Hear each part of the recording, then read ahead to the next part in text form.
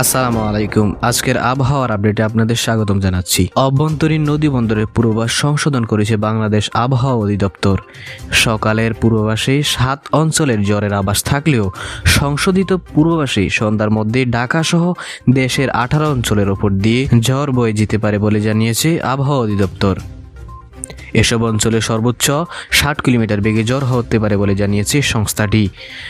আজ সোমবার বেলা 11:30টার দিকে সন্ধ্যা 6টা পর্যন্ত দেশের অভ্যন্তরীণ নদীবন্দর সমূহের জন্য দেওয়া আবহাওয়ার পূর্বাভাসে এই তথ্য জানানো হয়।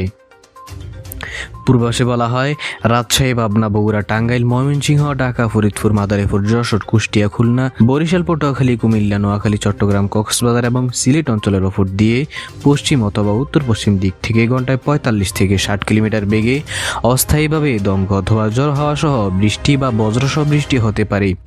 আবহাওয়া পরিস্থিতির এই পরিবর্তনের কারণে এসব এলাকার নদীবন্দর সমূহকে 1 নম্বর সতর্ক সংকেত দেখাতে বলা হয়েছে।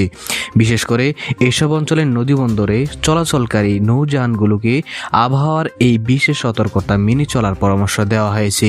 দেশের অভ্যন্তরীণ অন্যান্য নদীবন্দরগুলোর জন্য আপাতত বিশেষ কোনো সতর্কবার্তা না থাকলেও উল্লিখিত অঞ্চলগুলিতে দমকা হাওয়া সহ বৃষ্টিপাতের প্রবল সম্ভাবনা রয়েছে বলে জানিয়েছে আবহাওয়া অফিস।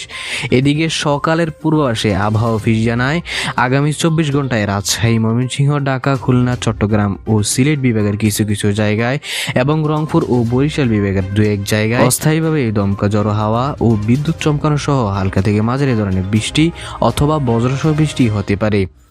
সেই সঙ্গে রাজশাহী, ময়মনসিংহ, ঢাকা, খুলনা, চট্টগ্রাম ও সিলেট বিভাগের কোথাও কোথাও মাঝারি ধরনের ভারী থেকে ভারী বর্ষণ হতে পারে। এছাড়া সারা দেশের দিনে তাপমাত্রা সামান্য বাড়তে পারে এবং রাতের তাপমাত্রা প্রায় অপরিবর্তিত থাকতে পারে। এই ছিল আজকের আবহাওয়ার আপডেট। পরবর্তী আপডেট পেতে চ্যানেলটি সাবস্ক্রাইব করে সাথে থাকুন।